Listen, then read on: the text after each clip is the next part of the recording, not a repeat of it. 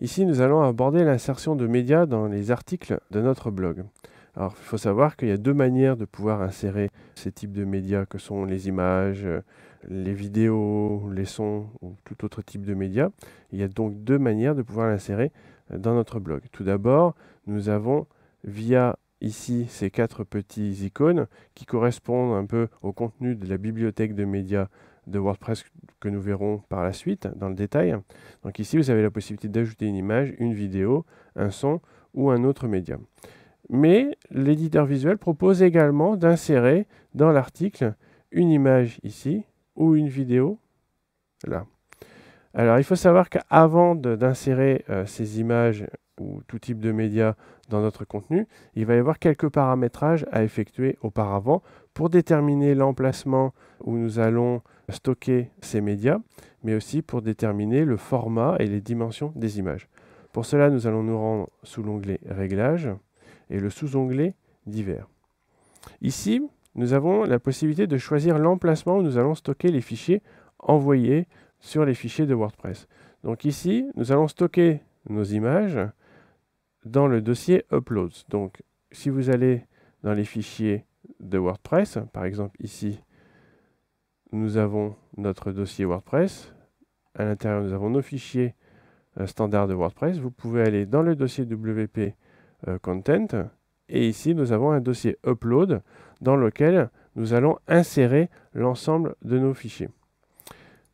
Vous pouvez choisir le dossier Upload, mais vous avez la possibilité de déterminer le dossier que vous souhaitez utiliser pour pouvoir mettre vos images ou tout type de médias ou tout type de fichiers que vous allez transférer sur votre blog.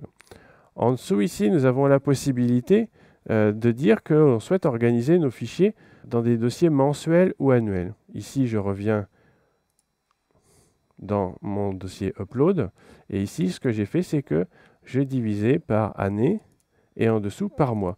Et par mois, nous allons avoir l'ensemble de nos fichiers que nous aurons uploadés sur notre serveur qui apparaîtront ici. C'est assez intéressant pour pouvoir mieux gérer, je dirais, l'ensemble des fichiers. En dessous, nous avons la possibilité de déterminer la taille des miniatures des images qui vont apparaître dans notre blog, sur nos articles. Ici, la taille par défaut est de 150 pixels par 150 pixels.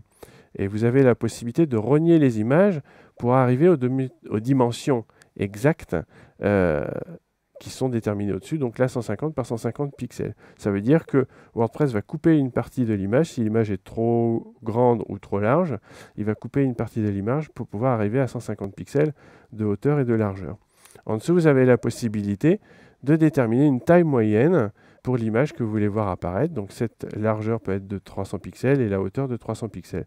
Là, on a les données fournies par défaut par WordPress, mais vous pouvez les modifier comme vous le souhaitez. Donc, une fois que vous avez déterminé les tailles des miniatures et les tailles moyennes, vous allez enregistrer ici les modifications avant de pouvoir insérer directement les images ou tout autre type de médias à l'intérieur de vos articles. Ici, j'ai fait une installation en local. Donc, l'ensemble de mes fichiers sont situés sur mon ordinateur, mais vous, de votre côté, vous devez aller sur votre hébergement pour pouvoir identifier le dossier dans lequel vous allez insérer vos différents fichiers uploadés. Ici, nous allons donc insérer une image tout d'abord dans notre article. Donc, nous allons utiliser la première méthode qui est celle de l'éditeur visuel. Donc, pour cela, je vais aller à la ligne, je vais cliquer sur ce bouton. Et ici, je vais devoir renseigner l'emplacement où j'ai mis mon image. Il faut que vous alliez dans le dossier Upload, celui qui est sur votre hébergement, et que vous insériez manuellement, que vous téléchargiez sur votre hébergement manuellement l'image que vous allez vouloir voir apparaître ici dans votre article. Donc, par exemple, ici, moi j'ai choisi une image. Donc cette image, elle est stockée dans mon dossier Upload, l'année 2008, le mois 06, et j'ai donc ici mon image que je vais uploader sur mon article. WordPress me donne automatiquement les dimensions de mon image. Je vais pouvoir les remodifier par la suite. Ici, je vais donner une description à mon image. Et cette description, ici, c'est ce qui s'affichera si mon image n'arrive pas à s'afficher. On aura ce texte-là à la place de l'image. Ensuite, nous pouvons choisir un alignement. Et ici, donc, nous arrivons aux dimensions. Alors moi, je vais redimensionner un peu l'image parce que je ne veux pas qu'elle soit trop grande pour déborder de chaque côté et qu'elle soit plus grande que l'emplacement que j'ai pour rédiger mon article. Donc, je lui donne une taille plus petite. Ici, je vais pouvoir lui attribuer une bordure. Une bordure, c'est un cadre noir que je vais pouvoir mettre autour de mon image. Donc moi, là, j'ai décidé de mettre un cadre noir de 5 pixels. Et en dessous, j'ai la possibilité de déterminer un espace vertical au-dessus et en dessous de mon image. Donc il y aura un espace de 20 pixels au-dessus et un espace de 20 pixels en dessous de mon image. Et je vais faire pareil à gauche et à droite. Donc là, j'aurai un espace de 20 pixels à gauche et à droite de mon image. En dessous, vous avez la classe. La classe, ça va être utilisé pour les CSS, donc pour la feuille de style. Si vous avez des connaissances en CSS, c'est la classe, la balise que l'on va utiliser, qu'on va nommer pour pouvoir aller après donner un style particulier à notre image. Donc ici, par exemple, si je mets image, article, je pourrais aller dans ma feuille de style, donner un style particulier à cette classe, donc image article. Une fois que vous avez renseigné l'ensemble des informations, vous allez pouvoir insérer votre photo. Voilà, donc ici ma photo apparaît bien, avec un espace en dessous, dessus, un espace en dessous et à gauche et à droite, et ce cadre de 5 pixels qui est en noir. Une fois que vous avez inséré votre photo, vous l'enregistrez, comme ceci, vous pouvez aller voir votre article directement sur le blog et vous pouvez voir que votre photo s'affiche bien ici dans votre article. Nous allons maintenant voir comment insérer une image dans notre article en utilisant la deuxième méthode qui elle est issue directement de la bibliothèque de médias de WordPress qui est une nouveauté dans WordPress 2.5. Donc pour ce faire, nous allons cliquer sur ce petit icône. Une fenêtre donc s'ouvre et ici nous allons avoir la possibilité, contrairement à l'éditeur visuel, de pouvoir uploader directement à partir de notre ordinateur, donc de transférer sur notre hébergement à partir de l'ordinateur l'image que l'on veut voir apparaître dans notre article. Donc ici je clique ici, j'ai accès directement à mon ordinateur, je choisis l'image que je veux transférer sur mon hébergement.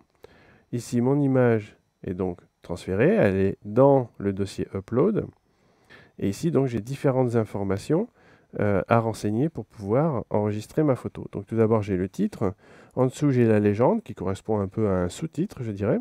Ensuite on peut donner une description à notre photo et ensuite vous avez la possibilité de donner un lien à cette photo. Donc vous avez la possibilité tout d'abord de ne pas en donner. Si ici par exemple je décide d'insérer cette photo dans mon article et tout en ayant dit que je ne veux pas qu'il y ait de lien qui soit associé, donc j'insère ma photo. Ici, je vais enregistrer mon article. Je vais aller voir à quoi correspond mon article. Et ici, vous voyez que j'ai bien ma photo, mais que j'ai aucun article vers lequel je vais pointer. Je n'ai aucun lien qui est lié à mon image. Si maintenant, je décide d'insérer une deuxième image en dessous, donc je retourne ici, je upload une image. Et ici, je vais décider, pour celle-ci, que je veux qu'elle pointe directement vers l'URL du fichier. C'est-à-dire que j'ai ma photo que j'ai uploadée qui va s'afficher directement dans le navigateur. Donc, j'insère cette image dans l'article, j'enregistre mon article, je retourne voir ce qui se passe au niveau de mon article, et ici, contrairement à la première, ici j'ai un lien qui va pointer vers l'URL du fichier, de l'image que j'ai transféré sur le serveur. Donc ici, on a l'image dans son format original que j'ai transféré sur mon hébergement. De retour dans WordPress, je vais ouvrir encore une troisième fois cette photo, mais je vais lui attribuer un autre lien. Donc, je retourne sur mon ordinateur, je retransfère mon image, et ici, je vais décider que je veux lui donner l'URL, une URL particulière pour que les gens puissent venir faire des commentaires en fonction de cette photo, par exemple. Donc, je vais l'insérer dans mon article. Elle est insérée ici. Je réenregistre mon article. Voilà. Je vais donc voir cet article dans sa page web. Ici, on avait bien 100 liens. Ici, on a le lien qui pointe vers l'image.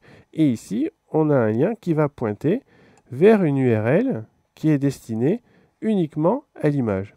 Et donc ici, je vais avoir l'image en tant que telle. J'ai sa vignette en dessous. Vous avez la possibilité ici d'accéder directement, une fois de plus, à l'URL du fichier. Ici, vous accédez une nouvelle fois à cette photo.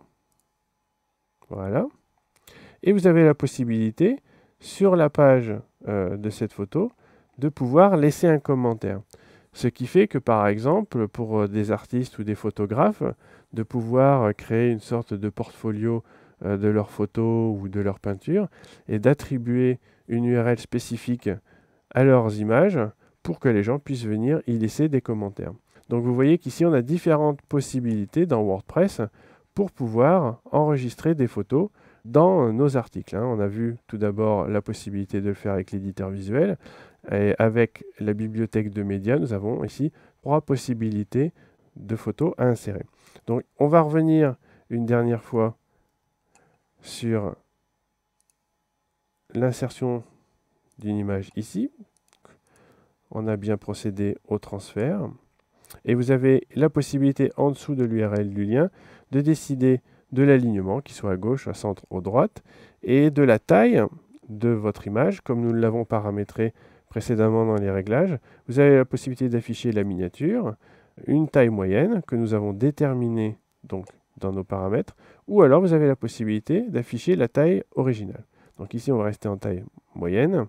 Et vous avez la possibilité ici, soit vous l'insérez directement dans l'article, comme nous l'avons vu précédemment, soit vous avez la possibilité juste de dire j'ai transféré ma photo sur mon serveur, elle est maintenant dans la bibliothèque de médias, mais je ne souhaite pas l'insérer tout de suite dans mon article. Donc ici, vous pouvez l'enregistrer comme ceci. Et ici, vous allez avoir un onglet Galerie qui va vous permettre de voir un peu toutes les photos que vous avez transférées, qu'elles soient en miniature, qu'elles soient en moyenne, que vous avez transférées sur votre hébergement. La bibliothèque de médias, quant à elle, fait un peu le même travail. Donc une fois que vous avez enregistré vos photos au bon format, vous pouvez enregistrer votre article. Ici ensuite, on va pouvoir donner une description à la photo.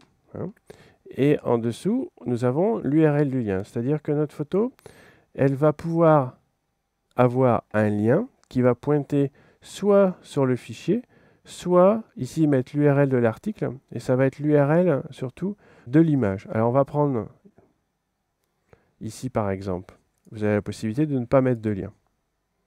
Ensuite, vous avez la possibilité de dire sur l'image, je vais avoir un lien qui va pointer directement sur mon image, ou alors vous avez la possibilité de dire cette image, je vais la faire pointer sur une page web qui lui sera attribuée, où je vais pouvoir aller laisser des commentaires, je dirais, sur mon image. Et ici, dans notre exemple, c'est ce que nous allons utiliser pour pouvoir voir un peu comment ça se passe dans un exemple concret.